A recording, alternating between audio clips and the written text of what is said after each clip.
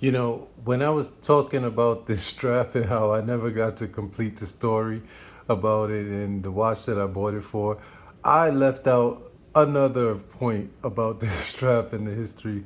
That SNXS 77 was the first Seiko watch that I bought.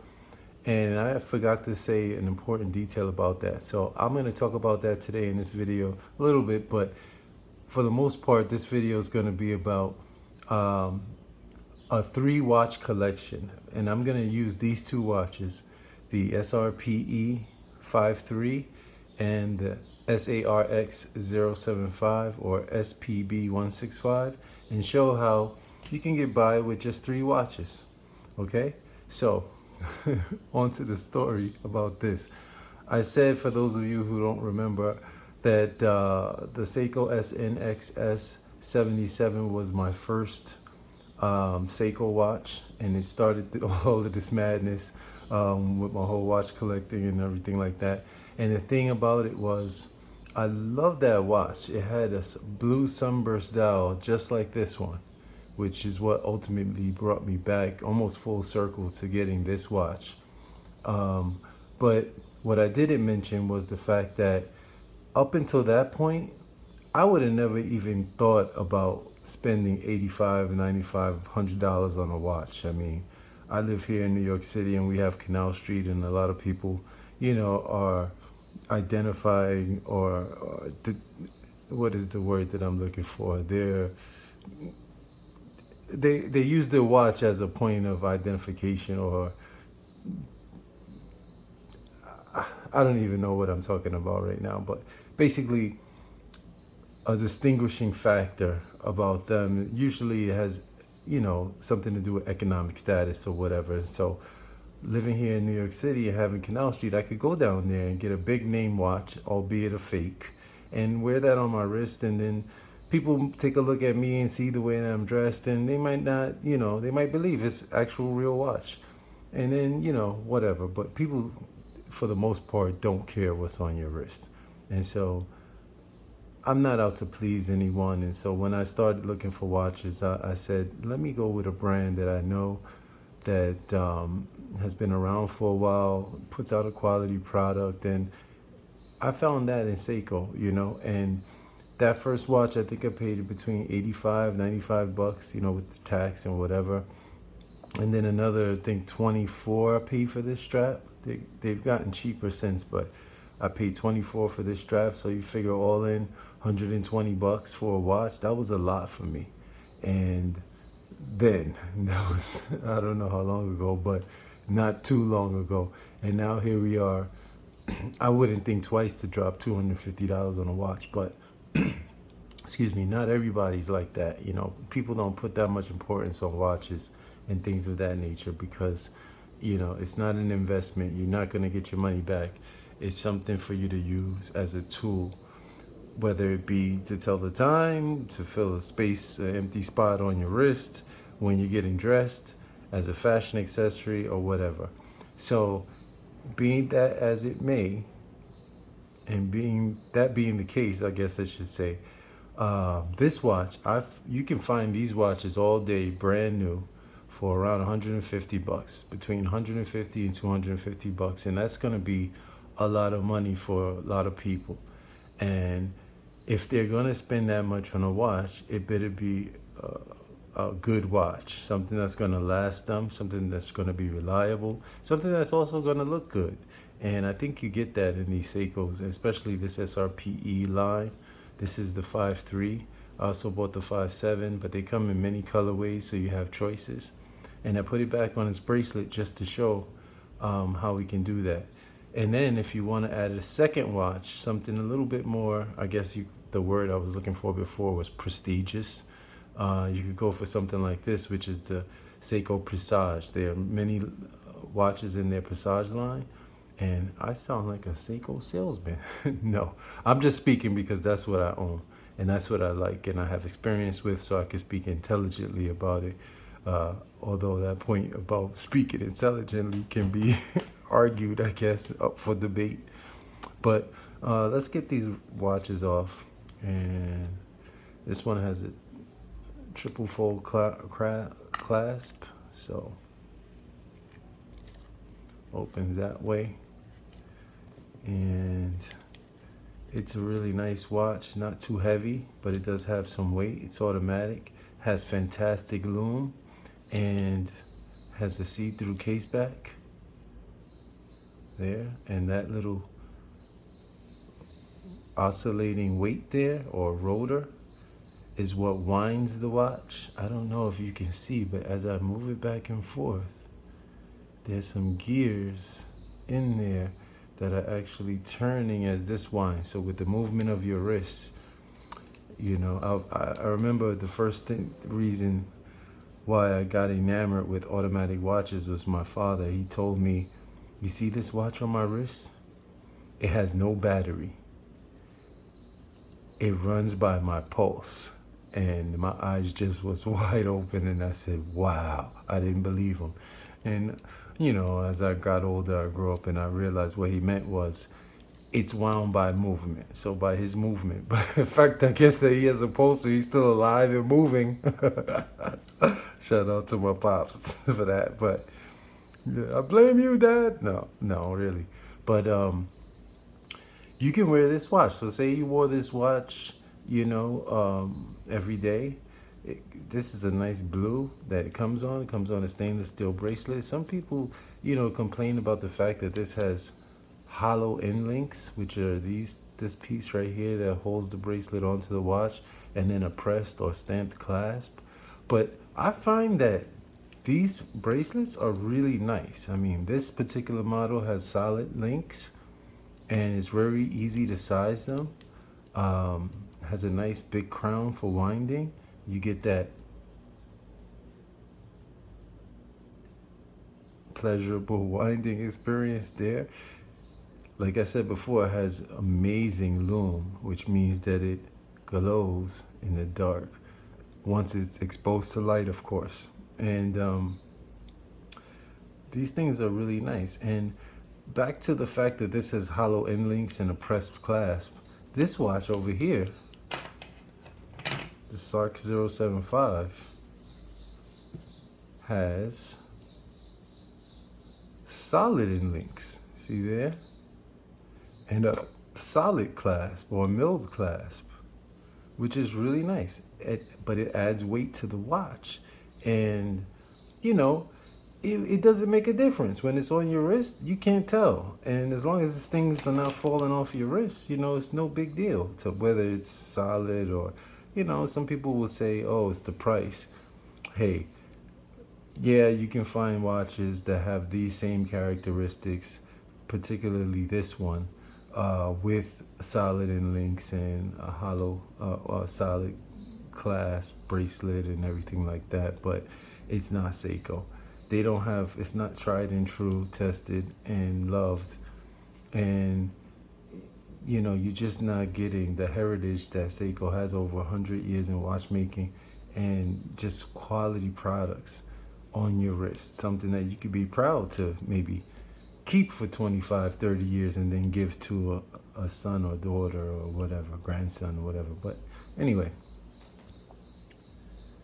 these two, how can you use them as a two-watch collection? Well, I'll start with this one. This one, and again, you don't have to use these exact watches. You can use any watch like them, but this watch has a white dial. And so the Shironeri dial of Seiko, made in Japan here, can go with just about any color strap you want. And so, as you can see here in my trusty bag of straps, I have tan sailcloth, green, burgundy, natural, almost like an orangey color. It's coming out here on camera. Navy blue, brown suede, even this Smurfy blue rubber strap. You could put any strap on here and wear this watch a different way each day if you wanted to. And it'll look and feel like a new watch, a different watch every single day. Or you could just wear it on the bracelet. And speaking of wearing it on the bracelet, am I forgetting the story again with the Oh no, it was about the fact that spending $85, $95 on a watch was just ridiculous to me at the time. I think my son got it for me as a gift, and I accepted, and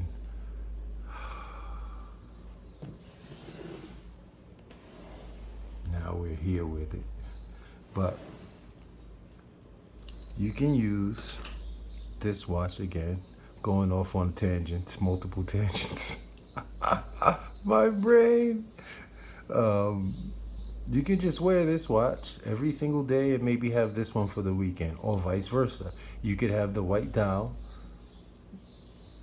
for the weekend for maybe more dressy occasions, and then wear this blue one every day for work or whatever like that. And that'll be your two watches. So you have one. I like the fact that this has those circular and oblong indices on it to just kind of give it a different, more sporty look to it. It has a day date function, and that second hand is really nice on there too, with that little lollipop, people call it, at the tail end of the second hand. Um, it's a really nice watch. It's laid out in a kind of diver sort of dial layout, but it's not a diver. Here's a diver, and you can see the similarities there with that dial. But then you don't have all this dial gadgetry here, so, or the bezel gadgetry. So that can be an everyday watch for someone. I mean, look, put it on, boom, boom. I really like these bracelets. And say if you were like me and you didn't like wearing watches on bracelets, or at least not all the time. Well, this watch comes with drilled lugs. You can see there. So this bracelet can be removed pretty simply. You could just go in here, get your trusty paper clip or whatever it is. I can't see right now. But I gotta put some tools in here. Grab one of these spring bar removal tools, or if you didn't have a spring bar removal tool, like I said, just grab a paper clip or whatever can fit in this hole, and then you just press it in there. If I use the right end, and boom, bracelet pops out just like that easy. And then for between say 10, 20 bucks, so let's go right in the middle, let's say 15 bucks, you can go out and pick up a watch strap like this one, this sailcloth strap, or you could pick up a leather strap like this one, and look at that, boom, got your leather strap. I would wear this on a dressy occasion. Or you got your sailcloth strap, which can also be worn on a dressy occasion, but mostly I would wear this with, like, say, blue jeans and, you know, a polo shirt or something like that, t-shirt, shorts, whatever. And you just pop that on there. Did I do that the right way? And boom, now you have another watch. See how easy that was? Get that. It's so sticky here in New York today. Fingerprints galore. And I found that a damp paper towel is the best at cleaning these polished watches up. But look at that. Now you have yourself the bracelet, and then weekends, boom, put it on the strap. And the same thing goes with this one. I'm not gonna go through the gymnastics of trying this on a bunch of straps, but I think it's pretty obvious that you can take this watch with a couple of decent straps and put it on and have yourself a two watch collection. And then let's say you got your two watches down for the week. You got that one, your white dial. You got your blue dial, or whichever other color you choose for the second watch. For the first watch, I would go with a white dial. you know. And then for the second watch, I would pick another color. Say blue is a really popular color, so that's why I went with this blue one. Not personally, but for this video. And you can have that as your second watch. Now, what about a third watch? We did say it's going to be a 3-watch collection, right? So what could you do for watch number 3? Well, let's see. Let's get these parts out of the way here. And let's go with something from the candy shop. Let's see.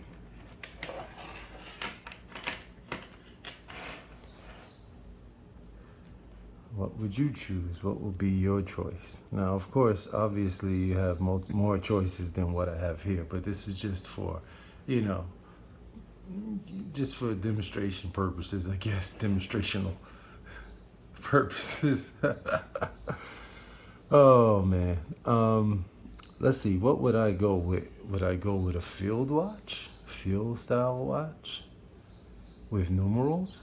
Those other two didn't have numerals. This one had the stick indices, and this one had the geometric or circular looking indices. So this is a blue watch. This one comes also in different colors. You can get this one. This one is really nice. Has that texture dial to it. It's a nice little texture, like a grainy texture. Has those numerals that just play nicely with the light. It has loom. Look at that. I didn't even have to bring out my trusty magic teeth looming device. Look at that. That thing is nice. Or did you want something more like a tachymeter or chronometer or chronograph? Look at this. That one has loom also. Start it. And now you can time how long it takes to flip the burgers. Was it a joke about restaurant workers, about your backyard and grilling or whatever? And then it snaps back like that. This has the inner workings of a mechanical watch, as well as the accuracy of a quartz watch. So if you look down here, it has that second hand that's just ticking away like a quartz watch. But then if I start this, you see how that's ticking? Like an automatic watch. Look at that. Look at those second hands. So that's a nice function. Maybe you want to go with a chronograph. And you see I have it on this nice sailcloth racing strap. So that's something that, you know, you can get out there with. Or maybe you want a diver. Got the Seiko Patty Smurf with the I love doing that. And you can use this as a timer also. Look, you line up that arrow with that minute hand, and then as the minute hand progresses through that 15-minute marked area, you can time how long that whatever job you were doing or whatever you were waiting for took, and then it goes all the way up to 60 minutes. So, and then there's also the I love that. Let's see if we can get that back where it goes. Okay, maybe one more. Yeah, all right. Yeah, that's good. So, and this is a solar watch, so you don't have to worry about ever changing the battery. Just put it out in the sun, and boom, 10 months power reserve when it's in the dark. So it's not like the watch is just gonna last for 10 months. If you were to put it in a drawer or in a box or somewhere in the dark, it'll still run for 10 whole months once it was fully charged. So that's great, you know? So yeah, you can choose one of those. Maybe you want to choose a dressier watch. Maybe this guy, the Seiko Mojito from the Presage line. That dial is gorgeous. Look at it. It's a really nice vintage style looking watch. And I have it on this leather strap. It comes with a very similar colored leather strap, but this leather is a little bit nicer than the one that it comes with. But still, you can get that one. Or how about one of these guys? These are awesome also, from the Presage line. So, you know, you have your choice. You can take time with that, you know, just like whatever you watch purchase, you can take time. But you can use these two watches as your first two, and then choose a third one and just rotate them watch over watch. And if you're into the automatic watches, your winding will have to be minimum, because this one, for instance, has a 70-hour power reserve. So I could put this watch down for 3 days and it'll still be running. It would need to be worn again after the 3 days, but it'll be running. And in this one, you got a good day and a half of it being idle, and it's still gonna be running. So there are your choices. You can choose a white face watch, a blue, or any other color, whatever your favorite color is, watch. I particularly like this particular blue one. And then any other style or, you know, colorway with options. You can use different straps, leather, sailcloth, nylon, whatever you want, and have a perfect 3-watch collection. And don't be like me and end up having the needing to have one of these boxes with all these watches in it. Or you could, you know, but for the most part, people have not lost their minds when it comes to watches, and are not gonna have this many watches. So feel free to confirm the fact that I lost my mind in the comments. I really appreciate those of you who leave comments, especially those inspirational ones, you know, people, really kind words. You know, we never know where people are mentally, or what they're going through on a day-to-day emotionally. And sometimes a kind word, just a smile or a nice gesture, can really make a person's day. And so many of you have done that for me in the comments, and I really appreciate that. And also, if you have any ideas for a video or what I should do next with my watches, let me know. With this watch, I'm not a huge modder, but because the crown here is at the 4 o'clock position, I thought about maybe adding a signed crown to this, you know, something similar to, say, these. All of my Presage watches have that Seiko S signed crown, and they do, in the modding community, they do offer a good amount of mods for these SRPE Dress KX style watches. So I thought, hey, you don't really notice when the watch is on your wrist, the crown, on, you know, normal watches with the crown at 3 o'clock. But on this watch, when you're sitting down, you can see that crown much more readily, because it's here near the 4 o'clock position. So, and that's a beefy crown on here, you know, look at that thing.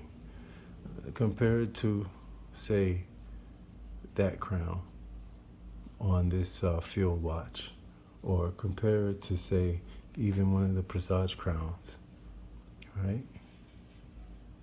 That's not a big crown. Even on the Sharp Edge, which has one of the biggest crowns that I have, that's still not a huge crown. And then look at this guy. That crown is healthy. So look, I just turned my wrist this way and I can see the whole face of the crown here. So I think it will benefit from a little engraving on there, if you will. So I have the crown on order. When it comes, maybe I'll make a video of me installing that crown. That'll be my first mod on a watch. And then I might even attempt to regulate this watch. I don't know, but we'll see. And I also have some buckles coming, some Seiko buckles that are like, let's see, I have one, I think, over here. Some of these on my leather straps. This is Stingray. But I have the original Seiko buckles, and I like that little detail. So I ordered, I think, 6 of them. They're coming in soon, so I'm gonna be uh, putting those buckles on the watches, especially my dress watches, with the leather straps. Many of them don't have a signed buckle, so I'm gonna be adding the signed buckle. These buckles are nice, but I think that signed buckle just adds a nice touch to it, just like how these clasps are signed. I think that's really nice, and yeah, so come back if you want to see me potentially destroy a watch. I don't do it on purpose, but I hope that that'll go smoothly. I've removed crowns from watches before, and so it shouldn't be that much. I know you have to cut the crown stem, but I think I have a trick up my sleeve for that, so I could avoid um, cutting the stem. But until next time, this has been Big Briss. Thanks for all your kind comments and words. If you've been watching my videos or you watched this video and you haven't subscribed, hit that subscribe button. It really helps me out. And I don't earn any money from this, but it helps me out emotionally. So hit that subscribe button. Let me know that you like this video with a thumbs up. And I'll catch you on the next one. Peace.